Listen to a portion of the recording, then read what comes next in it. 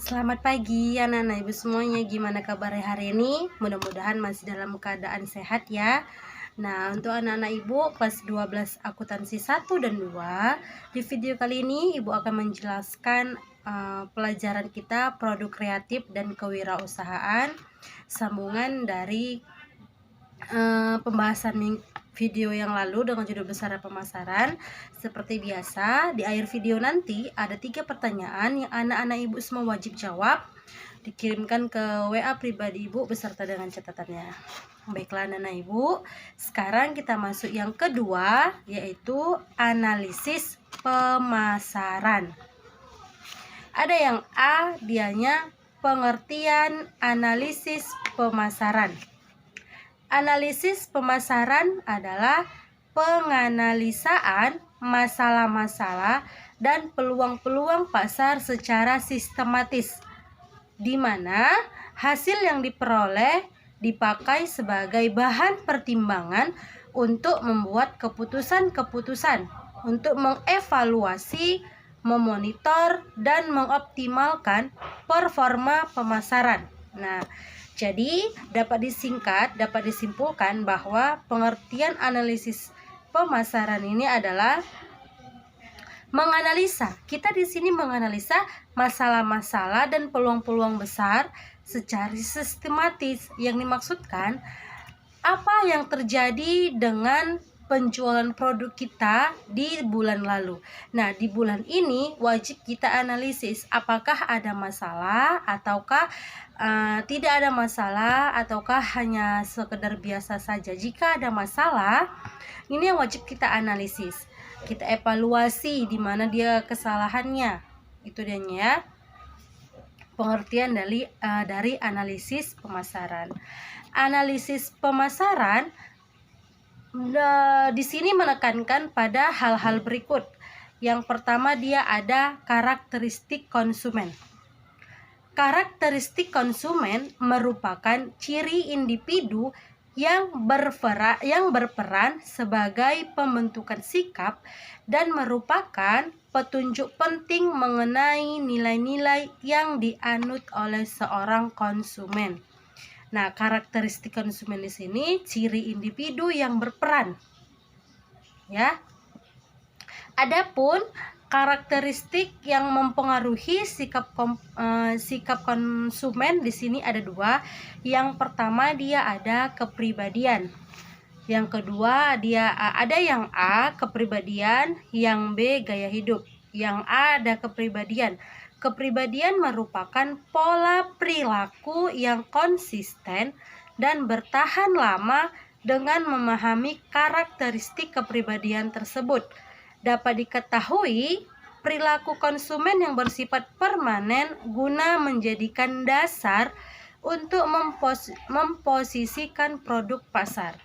Maksudnya di sini untuk kepribadian yaitu perilaku yang konsisten, artinya dianya yang tidak berubah-berubah, dia yang tetap dan bertahan lama dengan memahami kepribadian daripada perilaku konsumen tersebut. Nah, itu yang pertama. Yang B, dia ada gaya hidup. Gaya hidup didefinisikan sebagai cara hidup yang diidentifikasikan oleh bagaimana orang menghabiskan waktu mereka, apa yang mereka anggap penting dalam lingkungannya, dan apa yang mereka pikirkan tentang diri mereka sendiri dan juga sekitarnya. Nah, ternyata di karakteristik konsumen ini dia ada kepribadian dan juga gaya hidup. Masuk kita yang kedua daripada pengertian analisis pemasaran, yaitu kebutuhan dan keinginan konsumen. Kebutuhan adalah semua barang ataupun jasa yang dibutuhkan manusia demi menunjang segala aktivitas dalam kehidupan sehari-hari manusia. Sedangkan untuk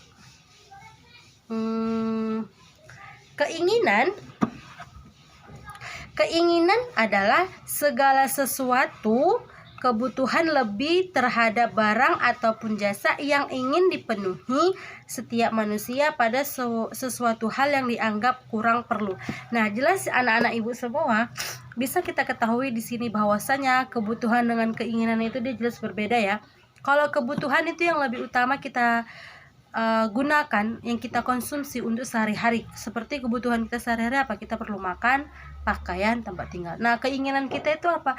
Contoh daripada keinginan itu seperti kita ingin memiliki sepeda motor, memiliki HP canggih, memiliki mobil, itu contoh daripada keinginan. Perbedaan kebutuhan dan keinginan dalam dunia ekonomi maupun bisnis juga memiliki peran yang sangat penting. Nah, misalnya seorang pengusaha yang ingin memperluas bisnisnya sangat berpengaruh ya Nana Ibu.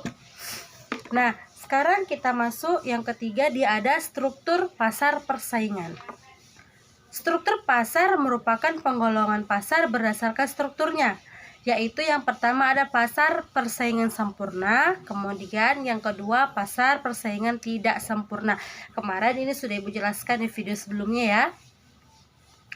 Kemudian dia ada yang keempat dari pengertian analisis pemasaran, yaitu karakteristik produk. Untuk melihat sejauh mana suatu produk telah sesuai dengan kebutuhan, keinginan, dan spesifikasi konsumen. Itu ya, yang analisis pemasarannya yang ditekankan. Kemudian yang 5 yaitu ada laju perubahan yang melekat pada produk, perubahan produk, dan perubahan kebutuhan, keinginan, dan kemampuan konsumen. Kemudian ada yang B yaitu tujuan analisis pemasaran. Tujuan dari analisis pemasaran adalah untuk mengetahui konsumen dan keinginan konsumen, menguji bagaimana produk dapat dialokasikan atau dirancang. Apakah produk tersebut perlu dipasarkan atau tidak, serta mengetahui kelemahan-kelemahan perusahaan setelah mengetahui karakteristik konsumen dan produk. Nah, itu dia tadi ya. Adapun ya analisis pemasaran memiliki peran dalam fungsi pemasaran. Perannya dia ada 4. Yang pertama dianya mengestimasi potensi pasar dengan cara memaksimalkan potensi permintaan. Yang kedua, membantu memperkecil derajat ketidakpastian yang akan dihadapi perusahaan. Yang ketiga, menjadi alat yang memberikan kemampuan bagi manajemen. Yang keempat, ada berkaitan dengan aktivitas kehidupan konsumen yang begitu banyak dan luas. Itu dia tadi peran penting dalam fungsi pemasaran. Nah, untuk pertanyaannya, Nana Ibu, coba jelaskan apa yang dimaksud dengan analisis pemasaran. Yang kedua, coba sebutkan dari karakteristik konsumen. Ada 2 tadi ya. Terus yang terakhir, coba bedakan antara keinginan dengan kebutuhan. Nah, untuk anak-anak Ibu semuanya, dicatat apa yang Ibu jelaskan tadi.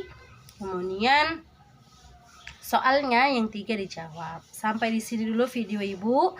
Ketemu lagi kita di video selanjutnya. Sampai jumpa dan selamat pagi.